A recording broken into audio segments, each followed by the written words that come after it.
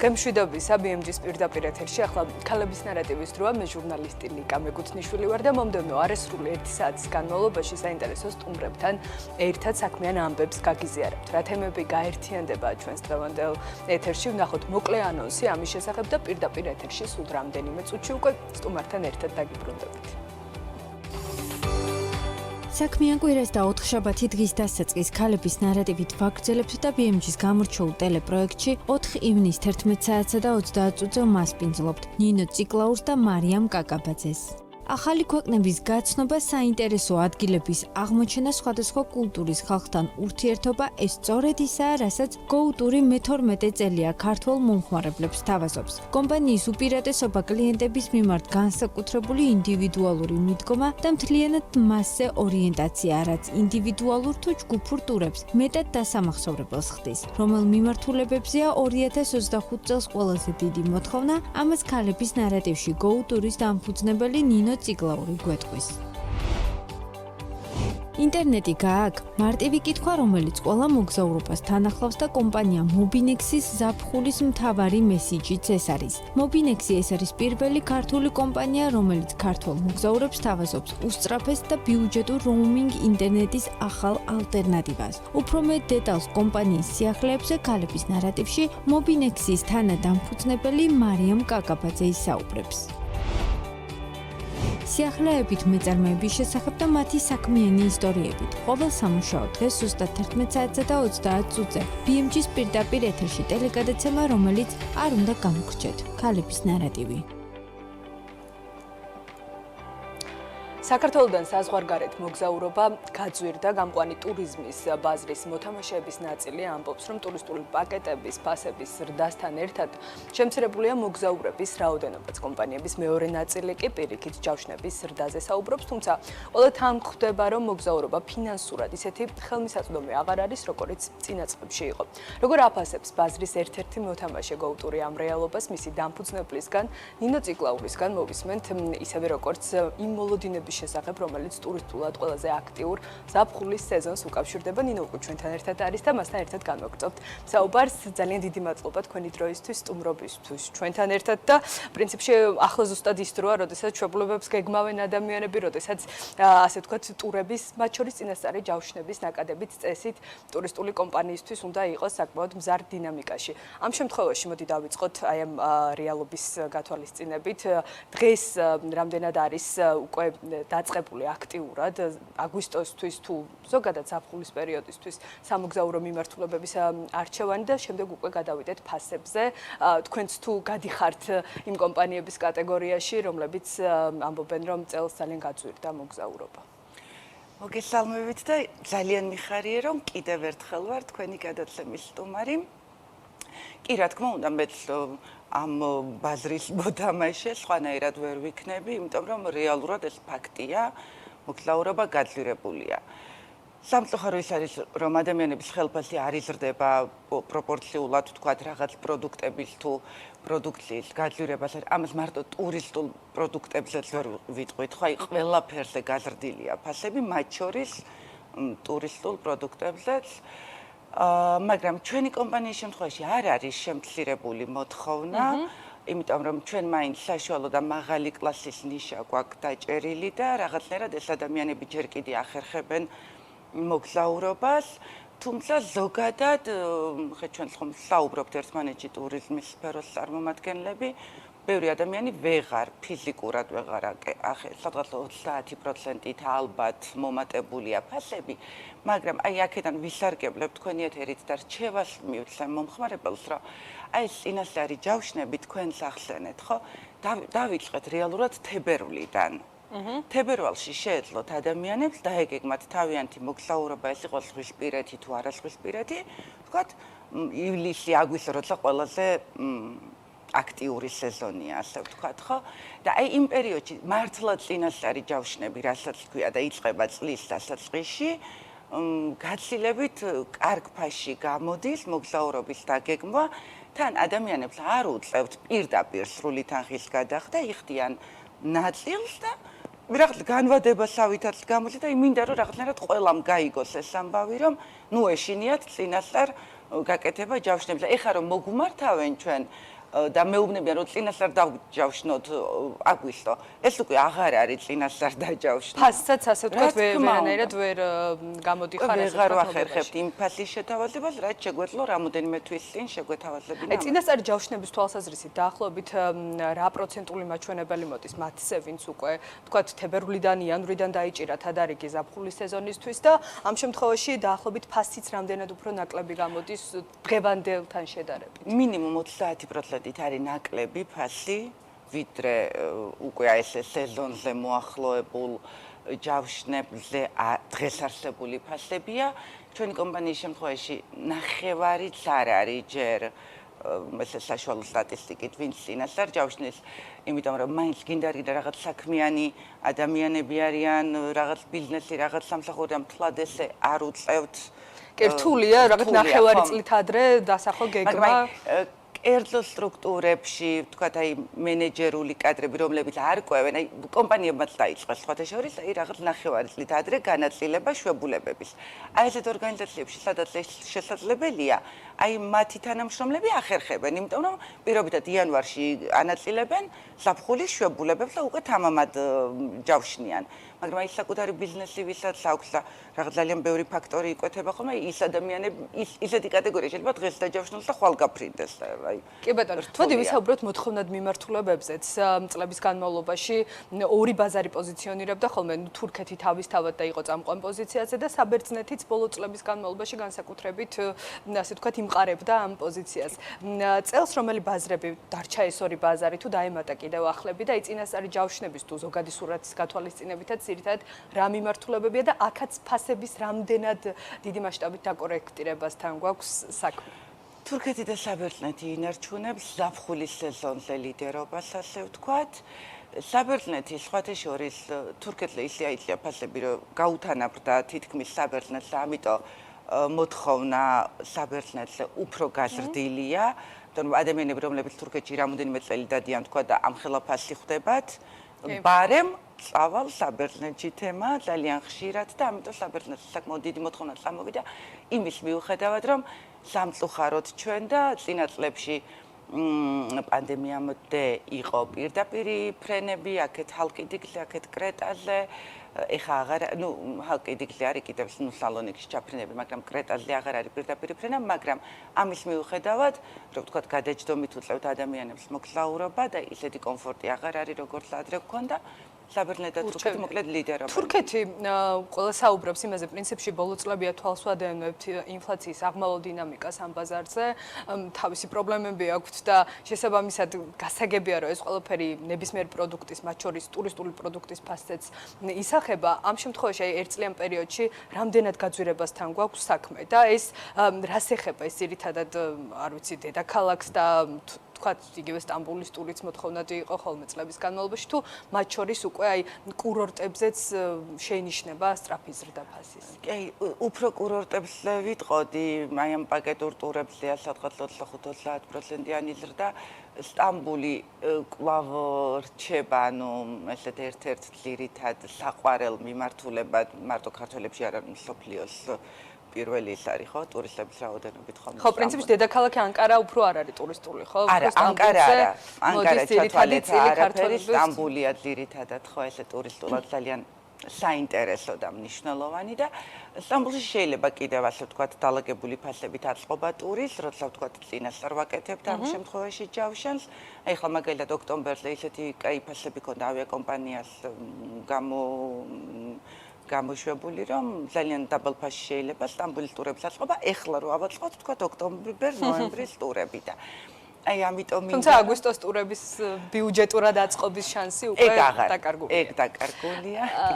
ევროპაზეც მინდა რომ ვისაუბროთ და ზოგადად რა წილი მოდის თქვათ იგივე თურქეთზე, საბერძნეთზე და მათ შორის ევროპაშიც მოგზაურობის დინამიკა, ქართული მოგზაურობის რა მაჩვენებელზეა დღეს?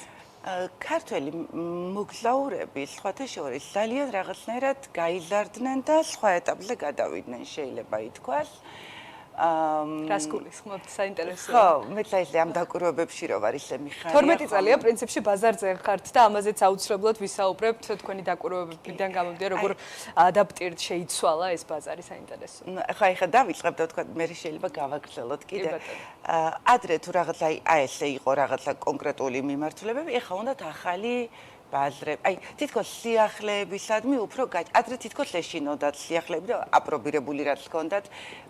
იცით როგორი მომენტები იყო, აი ერთი და იგივე სასტუმროშიც კი შეიძლება ერთი და იგივეში წასულიყვნენ პირობითად ანტალიის რეგიონში და არ ეცადათ სხვა სასტუმრო, იმიტომ რომ იქ უკვე კომფორტულად გრძნობდნენ თავს და ეხლა თითქოს დაიწყეს აი ამ რაღაც ახალი თავგადასავლების მიმართ უფრო მეტი ღიაობა აქვთ და კიდევ ერთი მინდა აღვნიშნო რომ ძალიან მომატებული არის ესეთი ასაკოვანი ადამიანების მომართვები და მე ვარ ამ კუთხით ძალიან ბედნიერი რომ ჩვენთანაც რაღაც თითქოს აი ბაბუები, ბებიების თემა ესე 70 პლუსით ძალიან ესეთი ყოჩაღად, აქტიურად და ადრე საერთოდ არ იყო მომართვა აი ძალიან იშვიათად. რამდენად გაზრდილია წელი? აი ხო გეუბნებით ადრე თუ თქვა 0.2% შეიძლება ყოფილიყო, ეხლა არ ვიცი ჩემ გოუტურის შემთხვევაში ხა მე სამწუხაროდ მთელ ბაზრის ის არ ვიცი მოცემულობა, მაგრამ ჩვენ კომპანიის შემთხვევაში 1-5%-ამდე ალბათ არის ასული. და დაინცეთ როგორ ის სტაბილურად რომ დადიან, ისე კი არა რომ ერთხელ წავიდნენ და დაამთავრეს, არა წელიწადში ერთხელ მაინც ესე საყვარლად ბედნიერად დადიან და ევროპას რაც შეეხება არ გადავუხვევ ძალიან თემას გაზრდილი არის ევროპის საზღვაო კურორტებზე ზაფხულს ამ ეს ერთად ესპანეთი იტალიის მიმართულებას გულისხმობს? ესპანეთი, იტალია, ხორვატია არის საკმაოდ მოთხოვნადი, მალტა არის საკმაოდ პოპულარული, სიცილიაზე წამოვიდა, სიცილიის მხარეზე ამ ბოლო დროს ძალიან დიდი მოთხოვნა და ძალიან გვახარებს ეგ ყველაფერი, რომ რაღაცა დაიწყეს ახალი ბაზრები, ესე აქტიურად ათვისება ქართულმა მომხმარებელმა. თუმცა ეხლა თქვენ რა ბაზრებიც ჩამოთვალეთ, ძირითად შემთხვევაში პორტუგალია. ხო, პორტუგალიაც მათ შორის, ასევე ახსენეთ სიცილია, მალტა, ამ ბაზრებზე არ გვაქვს პირდაპირი ფრენები.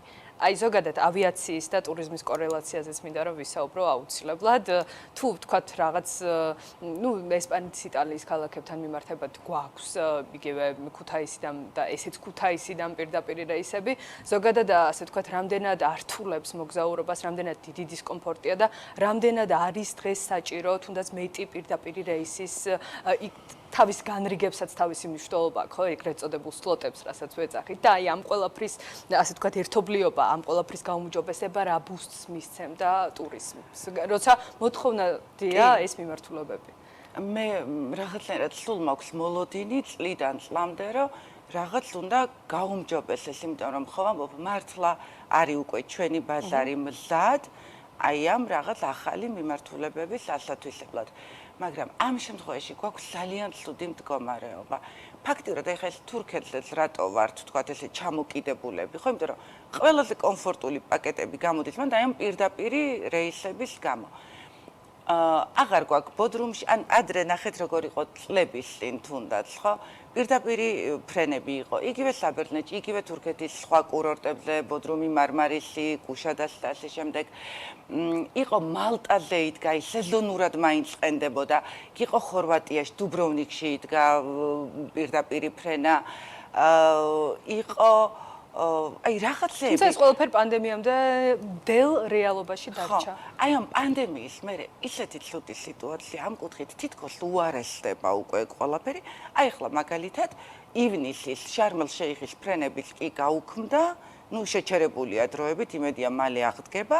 აი ამ რაღაც ავიაკომპანიის რაღაცა არაკეთილსინდისიერების გამო ვთქვა და ეს არის ყველაზე მნიშვნელოვანი რომ როგორღაც თბილისიდან ქუთაისიდანაც რა ძალიან კაია რომ ქუთაისიდან არსებობს რაღაც პირდაპირი მიმართულებები, მაგრამ იმხელა ფასი აქვს ამ ქუთაისაც უკვე რომ ვიზი არის აღარ ითვლება უკვე ბიუჯეტურად რომ გადავხედოთ ფასებს და რეალურად არის ამ კუთხით ძალიან გაუარესებული მდგომარეობა და ძალიან დიდი იმედი მაქვს, ახლა ლონდონმა ხო დაიწყო ფრენა. ხო, EasyJet შემოვიდა ტრანსავიამ საფრანგეთიც დაამატა. რაღაცა კარგი ძვრები არის და იმედი მაქვს, რომ დაემატება ეს ავიაკომპანიები მაინც დაამატებენ სხვა ქალაქებს, იქ ჟენევა დადგა.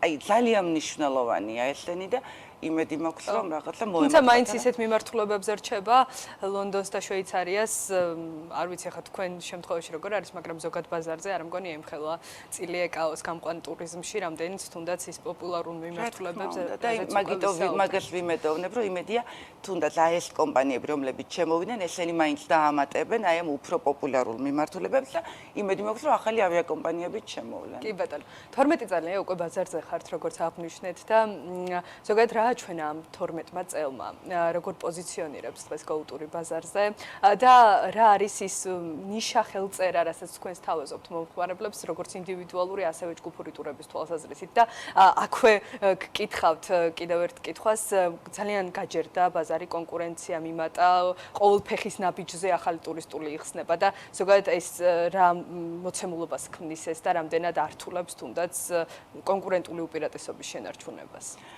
ჩვენ GoTour უკვე ისეთ ეტაპზე ვართ გადასული და ისე ვართ ბაზარზე მყარად უკვე წარმოდგენილი ისეთი სახელი გვაქვს, რომ კონკურენციას რაღაცნაირად გავუძლებთ ყველა დროს, უკვე ვიცი, მაგრამ ეგ რეალურად ძალიან დიდი პრობლემაა.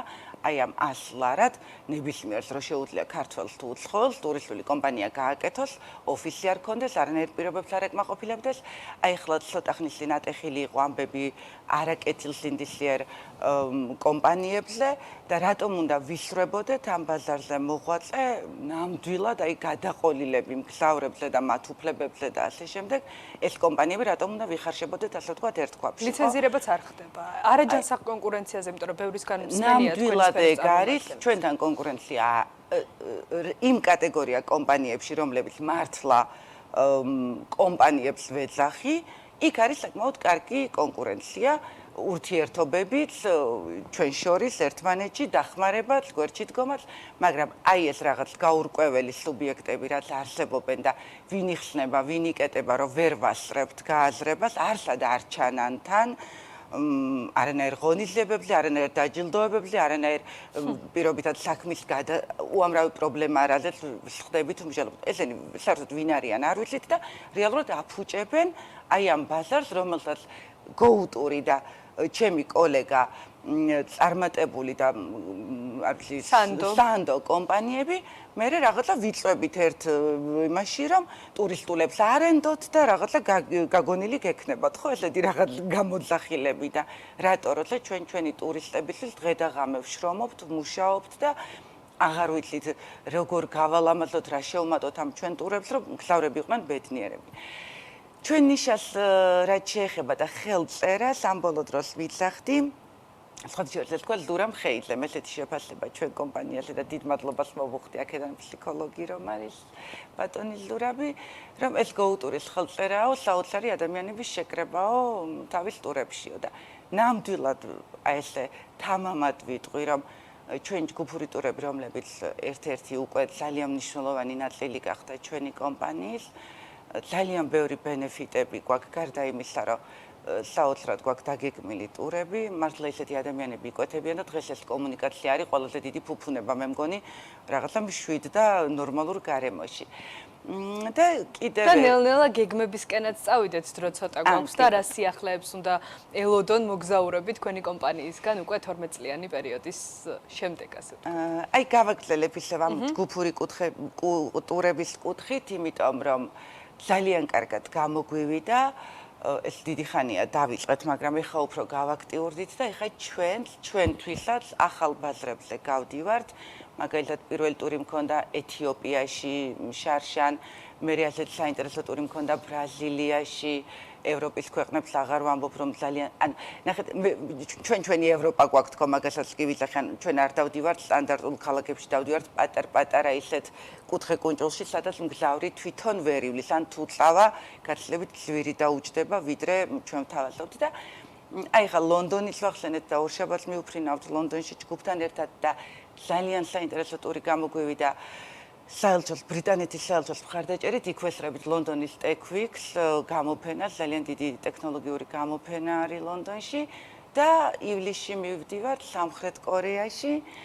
იქაც გამოფენას ვესწრებით იმპორტის გამოფენას, იქაც ჩვენი საელჩო არის ძალიან ჩართული, ძალიან გვერდში დაგვიდგა და არტლი მადლობას მოვუხდი ჩვენი საელჩოების წარმომადგენლებს, ვინც აი ესე თუნდაც ეთიოპიაში და ბრაზილიაში გადაყვნენ ხეთ და აი ამ ადამიანების აი წარმოგიდგენთ ხა რამხელა ძალისხმევა არის ჩვენი მხრიდან ჩადებული, რომ აი ამ დონის ტურები მოვაწყოთ და ძალიან დიდი მადლობა. იმედი მაქვს ესე გავაგრძელებთ. წარმატება ბევრი საინტერესო ბაზრის ათვისება თქვენ და ქართულ მოგზაურებს გქონდეთ იმის შესაძლებლობა, რომ იმოგზაურონ.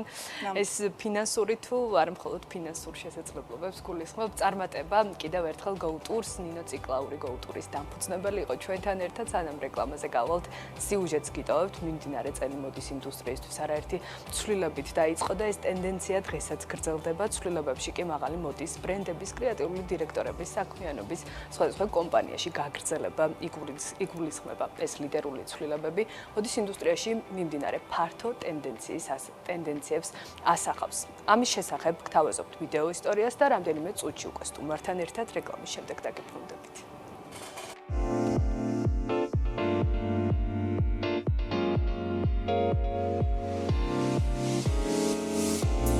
მოდის ბიზნესში საკადრო ცვლილებები, მათ შორის მაღალი რანგის მენეჯმენტში, აღარავის უყვირთ, თუმცა 2025 წელი ინდუსტრიისთვის კრეატიული ხელმძღვანელობის მასშტაბური ცვლილებების პერიოდი იყო. შესაბამისად, თამამად შეიძლება ითქვას, რომ მიმდინარე წელი უახლოეს ისტორიაში ერთ-ერთი ყველაზე ტრანსფორმაციულია. 2024-2025 წლების მონაცემებით დაახლოებით 20-მდე მოდის ბრენდში შეიცვალა დიზაინერი, მათგან ისეთ მნიშვნელოვან და პოპულარულ ბრენდებში, როგორიც მაგალითად Chanel, Gucci და Dior-ია.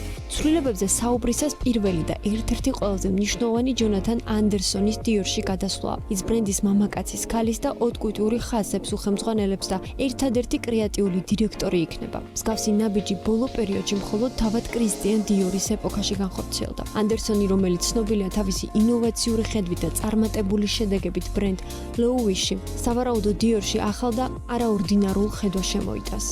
ჯონათანის დანიშვნამდე ცნობილი გახდა, რომ 9 წლის შემდეგ Dior-ის ქალის ხაზის, ტანის ამოსის, აქსესუარებისა და ფეხსაცმლების შემოქმედებითი დირექტორი მარია გრაცია კიური ფრანგულ ბრენდს ტოვებდა. აღსანიშნავია, რომ ის ბრენდს 2016 წლიდან ედგა სათავეში. მეტიც, მარია გრაცია კიური პირველი ქალის შემოქმედებითი დირექტორი გახდათ ბრენდის არსებობის ისტორიაში. მისი დამსახურებით Dior-ის შემოსავლები სამჯერ გაიზარდა და სწორედ მარიას სახელს უკავშირდება Dior-ის ოქროს ეპოქის საწყისები.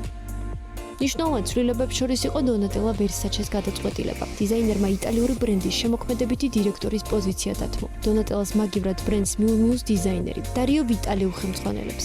ვერსაჩეს მოდის სახლის ისტორიაში პირველად ბრენდის შემოქმედებითი დირექტორი ვერსაჩე აღარ იქნება. ახალი შემოქმედებითი დირექტორი ეყოლება Gucci-ს. ბრენდის შემოქმედებით ნაწილს ივლისიდან ქართველი დიზაინერი დემნა გვასალია გადაიბარებს. მან საბატო დე სარნო შეცვალა. თავად ბალენსიაგა კი პიერ პაულო პიჩოლიმ გადაიბარა. დემნა გვასალია გახდა ტომ ფორდის შემდეგ მეორე არაიტალიელი დიზაინერი, რომელიც Gucci-ს შემოქმედებით დირექტორად დაინიშნა.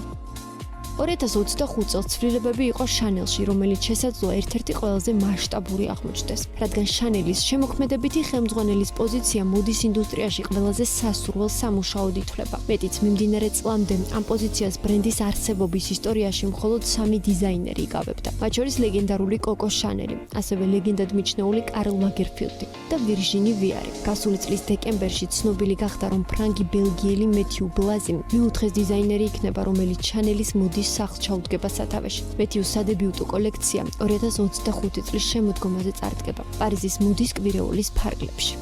Maison Margiela, Givenchy, Bottega Veneta, Celine, ზემოთ განხილულთან ერთად ეს იმ ბრენდების ჩამონათვალია, რომლებმაც ასევე განიცადეს კრეატიული დირექტორების ცვლილება. ეს ლიდერული ცვლილებები მოდის ინდუსტრიაში მიმდინარე ფართო ტენდენციას ასახავს. ბრენდები ცდილობენ განახლდნენ და მოერგონ თანამედროვეობის გამოწვევებს, რაც ინკლუზიურობას, მდგრადობას და კულტურულ აქტუალურობას მოიცავს. თითოეული ახალი კრეატიული დირექტორის სადებიუტო კოლექცია მოდის სამყაროს დიდი მოლოდინით ავსებს. სავარაუდოდ სწორედ ეს ცვლილებები განსაზღვრავს თუ როგორ განვითარდება მაღალი მოდა მომდევნო წლების განმავლობაში.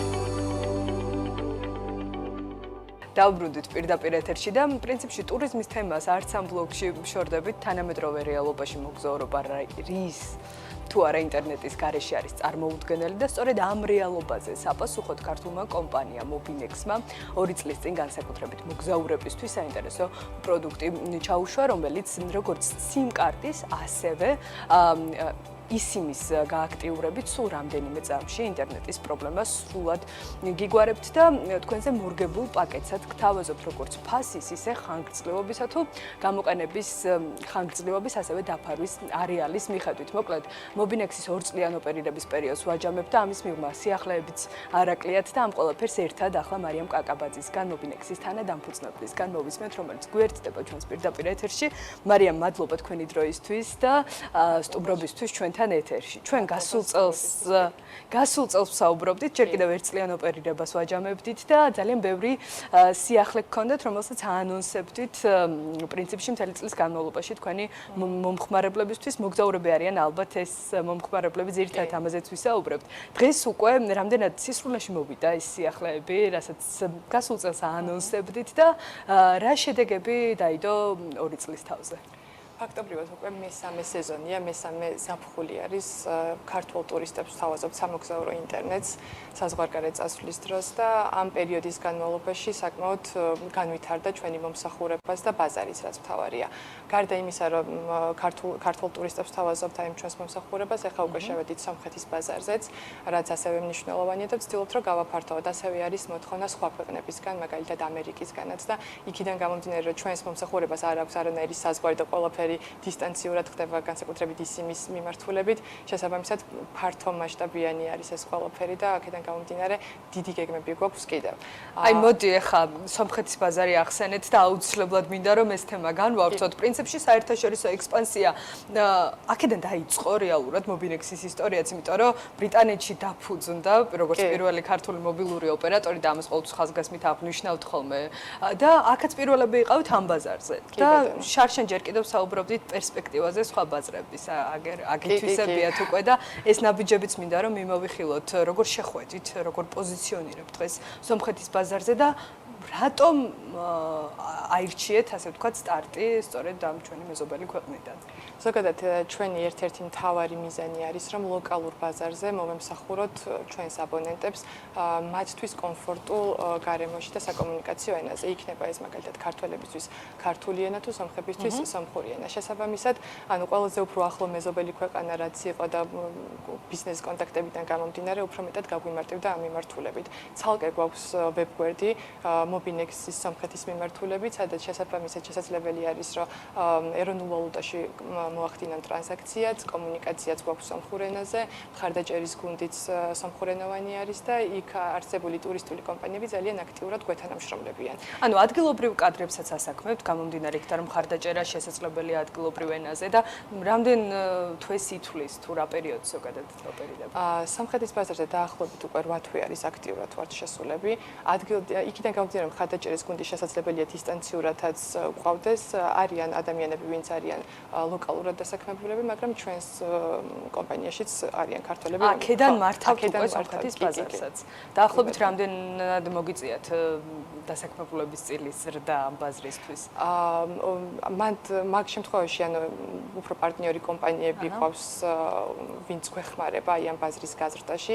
ძირითადად მაინც ჩვენი სტაფით ვოპერირებთ დისტანციურად, როგორც ბრიტანეთში, ასევე სომხეთში და საქართველოშიც, რა თქმა უნდა. მესმის რომ 8 თვე არ არის ის პერიოდი, როდესაც შეგიძლია სრული სურათის დანახვა და რაღაცა ბრუნვის მაჩვენებლებით გაზომვა, მაგრამ აი მაინც რა ჩვენა ამ პერიოდმა, როგორ რამდენად გაამართლა ამ ბაზარმა და როგორი არის აქ მოთხოვნა მიწოდება შორის? ბაზარი ძალიან საინტერესოა. სომხეთშიც გვაქვს როგორც ფიზიკური სიმი, ასევე ელექტრონული სიმი და ზუსტად იგივენაირად გამოჩნდა, რომ ფიზიკურ სიმზე მოთხოვნა იქაც მაღალი არის. პრინციპში ეხლა უფრო იწყება ტურისტული სეზონი და ალბათ სექტემბრისთვის უფრო გვეცოდინება რამდენად ეფექტური აღმოჩნდა სომხეთის ბაზარზე გასვლა, თუმცა იქ არსებულმა პარტნიორებმა ძალიან ბევრი იმუშავეს ჩვენი ცნობადობის გაზრდაზე, მომხმარებლისთვის მიეწოდებინათ ეს ინფორმაცია განსაკუთრებით ტურისტულმა კომპანიებმა და ტურისტული კომპანიების დასრთან ერთად ჩვენი სერვისის ცნობადობაც იზრდება, იმიტომ რომ გვაქვს სხვადასხვანაირი ბენეფიტები კონკრეტულ ტურისტულ კომპანიებთან, როგორც საქართველოში, ასევე სომხეთშიც და აქედან გამომდინარე პირველი გამოცდილება, როდესაც არის ნაჩუქარი ინტერნეტით, მერე უკვე რა თქმა უნდა თუ კმაყოფილები არიან word of mouth პრინციპითაც რა თქმა უნდა იზრდება ეს ძირითადად ადგილობრივები არიან თქვენი მომხმარებლები თუ მათ შორის მოგზაურებიც რომლებიც იქ ნახეთ როგორ არის ჩვენ ამ შემთხვევაში ანუ როგორც საქართველოში ანუ არარეზიდენტ ადამიანსაც შეუძლია რომ საქართველოში გამოიყენოს ჩვენი მომსახურება და ქართული ინტერნეტი ანუ ლოკალური ინტერნეტი ქონდეს ასევე სომხეთშიც იგივენაირად არის მაგალითად ეხლა თუ ტურისტები მიდიან სომხეთში, რა თქმა უნდა, მობინექსის ინტერნეტით სომხურ ინტერნეტ პაკეტს იაქტიურებენ, მაგრამ ლოკალურები, ვინც ევროპაში აპირებენ მოგზაურობას, ამ შემთხვევაში უკვე ევროპულ ინტერნეტს აქტიურებენ ევროპულ პაკეტებს. ფასები რამდენად თანაფარდობაშია? ფასები იგივენაირად არის, ზუსტად უბრალოდ ანუ კურსიდან გამომდინარე არის უბრალოდ სხვაობა, თორემ ნებისმიერ შემთხვევაში ანუ ხარჯი დაახლოებით იგივე არის. კი ბატონო, მაგრამ სხვა სიახლეებზეც მინდა რომ ვისაუბროთ აუცილებლად და მანამდე ამერიკის ბაზარი ახსენეთ და ეს შემთხვევით არ ახსენებდით ამ ბაზარს რაღაცა გეგმა გექნებათ ამასთან დაკავშირებითაც. სომხეთიდან ამერიკაში შეიძლება ეს ექსპანსიის გაძლიერება გამოჩნდა მოთხოვნა, ანუ სერჩიდან გამომდინარე დავინახეთ რომ ამერიკის ბაზრიდან არის აი ლოკალური სიმების მოთხოვნა და აქედან გამომდინარე ფიქრობს და ჯერჯერობით ეს არის ძალიან ახალი იდეა და პროცესში არის ეს ყველაფერი. სომხეთი უკვე აქტიური არის, ჩაშვებული არის ეს პროექტი და მუშაობს და ალბათ უკვე როგორც გითხარით სექტემბრის უკვე გვეცოდნება რეალური შედეგები გარდა იმისა რომ უკვე არსებულ მომხმარებლებს რა რაოდენობის მომხმარებლები დაემატებიან, მაგრამ ხო აი სხვა ქვეყნის წარმომადგენლებიც ინტერესებიან ჩვენი მოსახლეობით. მსოფლიოს ნომერ პირველი ეკონომიკიდან აქეთ რომ მოდის მოთხოვნა, ეს არ არის ესეთი უბრალო ამბავი და ალბათ სერვისის და პაკეტებიდან გამომდინარე არის ინტერესი, იმიტომ რომ როდესაც სამოგზაურო ინტერნეტი გჭირდება, ორ რაღაცას ეძებ. ერთი არის რომ იყოს ეს ყველაფერი ბიუჯეტური, იმიტომ რომ მოგზაურობა ბიუჯეტთან არის დაკავშირებული და მეორე არის ხარისხი და სერვისის მიწოდება სწრაფად, ანუ ალბათ. თუნდა ველოდო თუ ახლოს პერიოდში რაიმე ხელშესახებ შედეგებს, თუნდაც პირველ ნაბიჯებს საპარტნიორო კავშირების თვალსაზრისით. ამაზე ეხა გამიჭირდება, იმიტომ რომ ეხა უფრო მეტად აქცენტი გაკეთებული გვაქვს, რადგან ზაფხული უკვე მოვიდა საქართველოს ქართულ ბაზარზე. ამ მიმართულებით გვაქვს რაღაც ტიპის სიახლეები და მოდი, მაშინ ამ სიახლეებზე ვკონცენტრირდეთ და რას თავაზობთ უკვე მიმდინარე სეზონზე? მესამე სეზონია. მესამე ეს ქართველი მოგზაურებისთვის მობინექსთან ერთად და რა არის ის სიახლეები, რასაც თავს უყრით, განსაკუთრებით ალბათ აგვისტოსთვის თუ არა მხოლოდ პრინციპში უკვე დაიწყო აქტიურად. კი. ერთ-ერთი ყველაზე ესეთი ახალი ფუნქციონალი, რაც დავამატეთ როგორც ვებგვერდზე, ასევე მობილურ აპლიკაციაში, ჩვენი ამ 3 წლიანი გამოცდილებიდან გამომდინარე, ყველაზე ხშირად დასმული კითხვა არის, რამდენი მეგაბაიტი მეყოფა, ანუ რა პაკეტს მირჩევთ, ანუ მხარდაჭერის გუნდს და სულ შემოდის მსგავსი ტიპის კითხვები. ამიტომაც გავაკეთეთ ახალი ფუნქციონალი ჩვენი AI ასისტენტის დამხმარებით.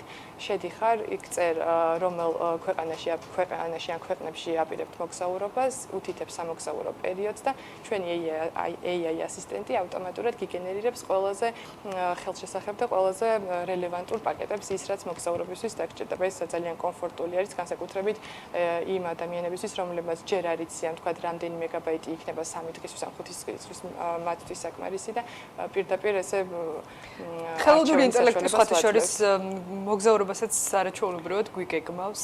კი. ძალიან ტურს ასეც გამოვიდა და ჩვენ ძალიან ვცდილობთ რომ დავმეგობრდეთ მაინც ახლა ტექნოლოგიებთან ვართ ახლოს და ინოვაციებთანაც რა თქმა უნდა უკვე ყავს AI ასისტენტი რომ მხარდაჭერის გუნდშიც ვცდილობთ რომ ვასწავლოთ კიდევ უფრო მეტად ჩვენი სერვისები სახელის დარქმევაც გვინდა რომ მხარდაჭერის გუნდთან ერთად კიდევ ერთი დამატებითი სუბიექტი იყოს ვინც დაეხმარება მკესიერად მომხმარებლებს და უკეთ აი ამ პროცესში ვართ. რა შესაძლებლობაა ეს პირველ რიგში კომპანიისთვის და შემდეგ ცხადია მომხმარებლისთვის. მიღმა იმისა რომ ადამიანურ რესურსს ზოგავს და ეს ოპტიმიზაცია თავის მხრივ ფინანსურად ისახება კომპანიაზეც, ხო?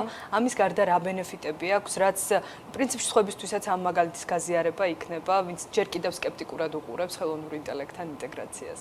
დროის მოკლე მონაკვეთში მაქსიმალურად სწრაფად შეგიძლია გარკვეული ტიპის შედეგების მიღწევა. აი მაგალითად ახლა ჩვენ შემთხვევაშიც ხომ იგივე მხარდაჭერის გუნდის ნაწილში AI ასისტენტი გვეხმარება მაღალი მომართვიანობის დროს უფრო მეტად გაცხრილოს და მყისიერად გაანეიტრალოს აი ეს ეს მაღალი მომართვიანობა და წამის მიესედებში დაუბრუნოს პასუხი, მოაგროვოს ჩვენი მხარდაჭერის გუნდისთვის ის საჭირო ინფორმაცია უშუალოდ აბონენტთან, რაც უკვე საჭირო არის, რომ მე უკვე ტექნიკური დახმარება გაუწიო მომხმარებელს, ანუ ეს ყველაფერი წამის მიესედებში მოდის უკვე ჩვენამდე და ოპერატორებიც უფრო მყისიერად ცდილობენ, რომ დაეხმარონ აბონენტებს. გარდა ამისა, პროგრამულადაც ბევრად უფრო მნიშვნელოვან როლს ასრულებს, იგივე მაგალითად აბონენტის ნაწილში ძალიან კომფორტული არის ჩემი აზრით, რომ გარდა იმისა, რომ თვითონ შეუძლია რომ 1800-ზე მეტი პაკეტი გადაათვალიეროს და ნახოს და თვითონ წაიკითხოს, რომელი პაკეტი რამდენ დღიანია და როგორ აქვს ვადები, ანუ ეს AA ასისტენტი თვითონ ეხმარება 2 წამში გამოუტანოს მისთვის რელევანტური პაკეტი, რაც ალბათ დროს ზოგავს პირველ რიგში და ეფექტიანობას ზრდის როგორც კომპანიისთვის, ასევე მომხმარებლისთვისაც. ხო, ისე ახსენით, ვერაფერს ვეღარ დავამატებთ ამ ნაწილს და მოდი გადავიდეთ ახლა უკვე იმ პაკეტებზე, რომელსაც Mobinex-ის თავაზობს მომხმარებლებს, გაფართოვდა ამ მხრივაც ამ 1 წლის განმავლობაში, როგორც დაფარვის მასშტაბი, ასევე თვითონ ფასის მოქნილობითაც თუ ხანგრძლივობითაც bis გათვალისწინებით. კი, დაფარვის არეალი გავაფართოვეთ, რა თქმა უნდა, ეხლა მთელი მსოფლიოს მიმართულებით გვაქვს როგორც ელექტრონული სიმი, ასევე ფიზიკური სიმბარათები. პაკეტების მრავალფეროვნება, ანუ ძალიან ისეთი მასშტაბური არის, გვაქვს სტანდარტული პაკეტები 1800-ზე მეტი და ასევე გვაქვს ულიმიტო პაკეტები, როგორც ქვეყნების მიხედვით, ასევე რეგიონების მიხედვით. ამას გარდა გვაქვს ზარების მიმართულებაც, ანუ ჩვენი აპლიკაციიდან, პრინციპში მხოლოდ ჩვენი აპლიკაციიდან არის შესაძლებელი ლოკალურად და საერთაშორისო ნომრებზე, მობილურზე და ფიქსირებულ ტელეფონის ნომრებზე საჭიროების შემთხვევაში განახორციელოთ ზარი და ასევე შემომავალი ზარიც მიიღოთ ისე, რომ ზედმეტი დანახარჯებისგან თავი აიცილოთ. ესეც მნიშვნელოვანია და ამ პაკეტებსაც ვთავაზობთ, რა თქმა უნდა. რამდენად მზარდია მომხმარებლის წილი? გამომდინარე იქიდან, რომ საკმაოდ კონკურენტული გახდა ეს ბაზარიც, ახალი მოთამაშეებიც ჩნდებიან, მძღოლებიც აგრძელებენ პოზიციონირებას, ამ შემთხვევაში ეს ყველაფერი რა დღის წესრიგს უქმნის კომპანიას, რა კონკურენტული უპირატესობის მოპოვება და შენარჩუნება გიწევთ და წილიც როგორია მომხმარებლების?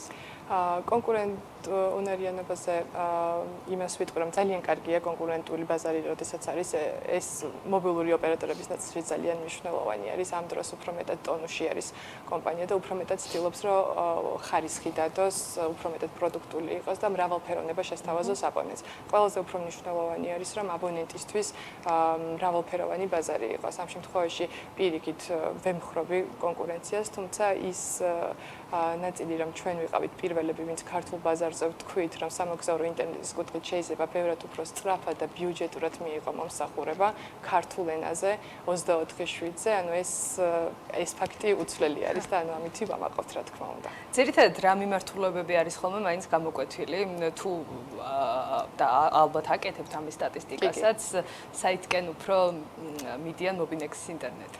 ზამთრის პერიოდში უფრო მეტად თბილი ქვეყნები არის პოპულარული, ემირატები, მაგალითად ეგვიპტე, თურქეთი ნებისმიერ სეზონზე ყოველთვის მოთხოვნადი არის. აი ახლა უკვე გააქტიურდა ესპანეთი, იტალია, კვიპროსი, თურქეთი კვლავ ისევ აქტიური არის და უფრო საზღვაო მიმართულებით. აი ამ 1 წლის განმავლობაში ასევე გააქტიურდა აზიის ნაწილიც. ან წინა წელს არ იყო ესეთი დიდი მოთხოვნა. ალბათ ახლა კიდევ უფრო ევროპის გარდა უფრო მეტად უფრო ცენტრალური აზია იგულისხმება? თუ ზოგადად აზია გახდა უფრო მეტად პოპულარული. ადრე თუ ძირითადად ევროპის პაკეტები იყიდებოდა და ევროპის ქვეყნებში მოგზაურობდნენ, ამ შემთხვევაში ეხლა უფრო შეიძლება ცნობადობის კუთხიდან ტურისტული კომპანიებიც ბევრს მუშაობენ ამასთან დაკავშირებით და აქედან გამომდინარე ტურისტული კომპანიების მოთხოვნა და ჩვენი მოთხოვნა მიწოდება ფაქტობრივად დაკავშირებული არის. აი ამ კორელაციაზეც მინდა რომ ვკითხოთ აუცილებლად B2B თანამშრომლობას აძლიერებს Mobinex-ი სხვადასხვა ტურისტულ კომპანიებთან და არა მხოლოდ ტურისტულ კომპანიებთანაც. ზოგადად რა წილი უკავია ამ სეგმენტს და აი ამ თანამშრომლობას თქვენს პორტფელში და რამდენად არის ეს მოგებიანი და ეფექტიანი თავად კომპანიისთვის? ძირითადი მიმართულება საწყის ეტაპზე საცალო მიმართულება იყო და რა თქმა უნდა ეს წილი უფრო მაღალი არის, მაგრამ B2B მიმართულებით აქტიურად თანამშრომლობთ როგორც არა მარტო ტურისტულ კომპანიებთან, არამედ ზოგადად ბიზნესის წარმომადგენლებთან, იმიტომ რომ კომპანიები, რომლებიც თანამშრომლებს მივლინებითაც უშვებენ საზღვარგარეთ, მათთვისაც საინტერესო არის კორპორატიული შეთავაზებები. აქედან გამომდინარე საკმაოდ გაიზარდა ჩვენი პორტფელი ამ მიმართულებითაც. გარდა ამისა, ერთობლივ შეთავაზებებს ვაკეთებ სხვადასხვა ბიზნესის წარმომადგენლებთან, განსაკუთრებით ეხლა მიმდინარე 3 თვის განმავლობაში ძალიან ცხელი სიახლეები გვექნება სხვადასხვა ბიზნესის წარმომადგენლებთან ერთად. ITBC დაზღვევასთან სადაზღვევო მიმართულებით TBC დაზღვევასთან თანამშრომლობთ აქტიურად და ყველა ვინც სამოგზაურო დაზღვევა შეიძენს ჩვენ შემთხვევაში სამოგზაურო ინტერნეტის ბენეფიტი ექნება და კიდევ არის გარკვეული ტიპის სერვისები, რაც შეიძლება რომ შევთავაზოთ ერთობლივად. აი ხა აპლიკაციაში გვაქვს ასევე სერვისების გვერდი, სადაც გარდა იმისა, რომ ინტერნეტის მეგაბაიტების დამატება არის შესაძლებელი ან მიმდინარე პაკეტის კონტროლი, სხვა მომსახურებების მიღებაც შეუძლიათ. ან ჩვენ გვინდა რომ ჩვენ აბონენტებს მაქსიმალურად შევუქმნათ სამოგზაურო გარემო, ისე რომ ერთ პლატფორმაში შეძლონ არა მარტო ინტერნეტ მომსახურების მიღება, არამედ სხვა სერვისების მიღებაც.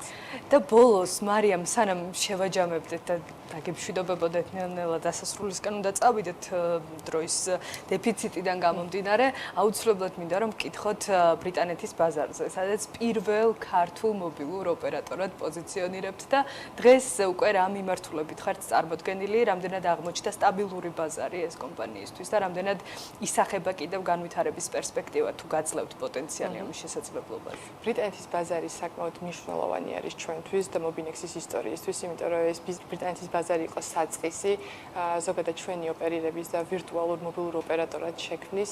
ამ შემთხვევაში, ანუ ამ ნაწილზე უფრო სტაბილურობა არის და დინამიკა უფრო ნელა იცვლება, ანუ მომხმარებლების გაზრდის კუთხით, იქიდან გამომდინარე, რომ ბაზარი საკმაოდ დიდი არის და მოთხოვნაც და მიწოდებაც საკმაოდ ესეთი მაღალი არის, მაგრამ ბრიტანეთის ბაზარმა ყველაზე მნიშვნელოვანი რაც გააკეთა არის ის, რომ სხვა ბაზრებზე გასვლის შესაძლებლობა მოგვცა სამოგზაურო ინტერნეტის კუთხით და ჩვენი ბრიტანელი პარტნიორები ძალიან აქტიურად გვემუშავებიან ამ მიმართულებით, რომ მოგვაწოდონ სტაბილური ინტერნეტ მომსახურება არა მარტო ბრიტანეთში, არამედ ბრიტანეთის ფარგლებს გარეთაც. წარმატება, ძალიან დიდ წარმატებას გესურვებთ და პრინციპში ნათალი მაგალითი ხართ იმის, რამდენად მნიშვნელოვანი არის ევროპასთან მჭიდრო კავშირი, მათ შორის ბიზნესის კეთების თვალსაზრისით და რამდენ შესაძლებლობას აძლევს ეს ქართულ კომპანიას საერთაშორისო საზღვრებში უფრო გაძლიერებისთვის, ექსპანსიის გაძლიერების კუთხით და გაფართოების თვალსაზრისით. წარმატება თქვენ Mobinex, განსაკუთრებით აი ამ დატვირთულ და აქტიურ ტურისტულ სეზონთან დაკავშირებით. მარიამ კაკაბაძე, თანადამფუძნებელი Mobinex-ის იყო ჩვენი გადაცემის ამ ნაწილის სტუმარი, ასეთი იყო დღევანდელი ქალების ნარატივული გამეკუთვნიშვილთან ერთად. მე ხვალამდე გემშვიდობებით დროებით.